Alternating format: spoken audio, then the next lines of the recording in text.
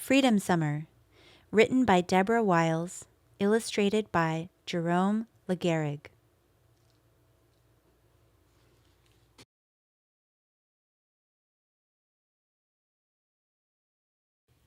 A note about the text. In the early 1960s, the American South had long been a place where Black Americans could not drink from the same drinking fountains as whites, attend the same schools, or enjoy the same public areas. Then the Civil Rights Act of 1964 became law and stated that all persons shall be entitled to the full and equal enjoyment of any public place, regardless of race, color, religion, or national origin. I was born a white child in Mobile, Alabama, and spent summers visiting my beloved Mississippi relatives. When the Civil Rights Act was passed, the town pool closed. So did the roller rink and the ice cream parlor. Rather than lawfully giving blacks the same rights and freedoms as whites, many Southern businesses chose to shut their doors in protest. Some of them closed forever. Also, in the summer of 1964, civil rights workers in Mississippi organized Freedom Summer, a movement to register Black Americans to vote. It was a time of great racial violence and change. That was the summer I began to pay attention. I noticed that Black Americans used back doors, were waited on only after every white had been helped, and were treated poorly all because of the color of their skin. And no matter what the law said, I realized that a white person openly having a black friend and vice versa could be a dangerous thing. I couldn't get these thoughts and images out of my mind, and I wondered what it must be like to be a black child my age. I dreamed about changing things, and yet I wondered what any child, black or white, could do. This story grew out of my feelings surrounding that time. It is fiction, but based on real events. John Henry Waddell is my best friend. His mama works for my mama. Her name is Annie Mae. Every morning at 8 o'clock, Annie Mae steps off the county bus and walks up the long hill to my house. If it's summer, John Henry is stepping it right beside her. We like to help Annie Mae. We shell butter beans, we sweep the front porch, we let the cats in, then chase the cats out of the house until Annie Mae says, "Shoo, enough of you two, go play." We shoot marbles in the dirt until we're too hot to be alive. Then we yell, "Last one in is a rotten egg," and run straight for Fiddler's Creek. John Henry swims better than anybody I know. He crawls like a catfish, blows bubbles like a swamp monster, but he doesn't swim in the town pool with me. He's not allowed. So we dam the creeks with rocks and sticks to make a swimming spot, then holler and jump in wearing only our skin. John Henry's skin is the color of browned butter. He smells like pine needles after a good rain. My skin is the color of the pale moths that dance around the porch light at night. John Henry says I smell like a just-washed sock.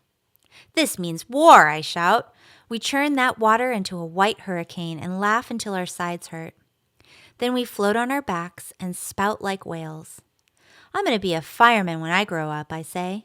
"Me too," says John Henry. I have 2 nickels for ice pops. So we put on our clothes and walk to town. John Henry doesn't come with me through the front door of Mr. Mason's general store. He's not allowed. "How you doing, young Joe?" asks Mr. Mason. He winks and says, "You gonna eat those all by yourself?" My heart does a quick beat. "I got one for a friend," I say, and scoot out the door. "Yes, sir, it's mighty hot out there," Mr. Mason calls after me. "I love ice pops," says John Henry. "Me too," I say. Annie Mae makes dinner for my family every night. She creams the corn and rolls the biscuits. Daddy stirs his iced tea and says, "The town pool opens tomorrow to everybody under the sun, no matter what color." That's the new law, Mama tells me. She heaps my plate with peas and says, "It's the way it's going to be now, everybody together. Lunch counters, restrooms, drinking fountains too." I wiggle in my chair like a doodle bug. "I gotta be excused," I shout, and I run into the kitchen to tell John Henry. "I'm going to swim in the town pool," he hollers. "Is it deep?" "Real deep," I tell him, "and the water's so clear you can jump to the bottom and open your eyes and still see." "Let's be the first ones there," says John Henry. "I'll bring my good luck nickel and we can dive for it."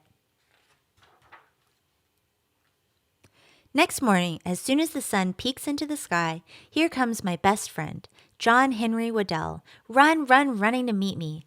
"Let's go," he yells. "I got my nickel." And I run right with him, all the way to the town swimming pool. We race each other over the last hill and we stop.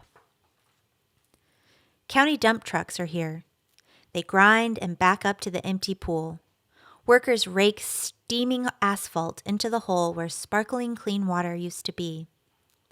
One of them is John Henry's big brother, Will Rogers.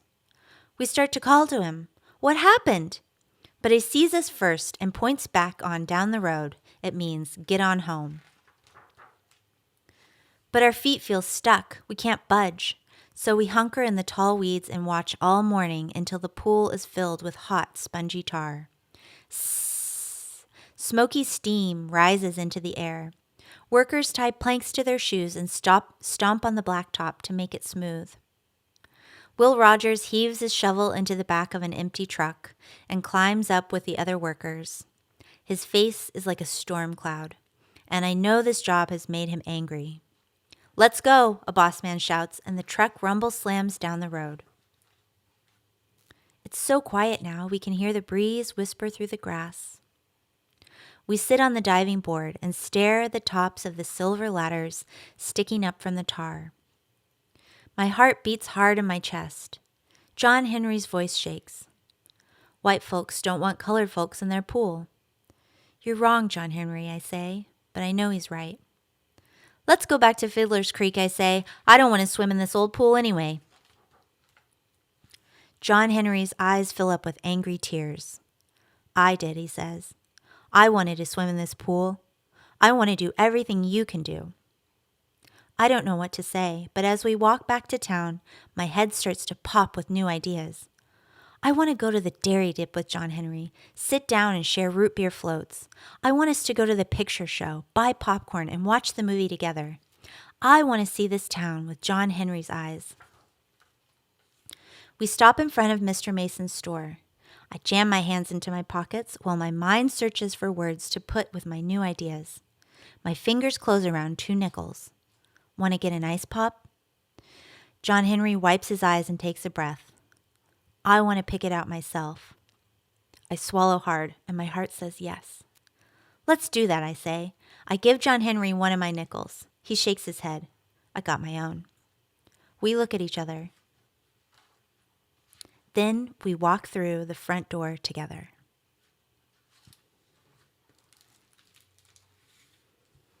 And that is the end of our story.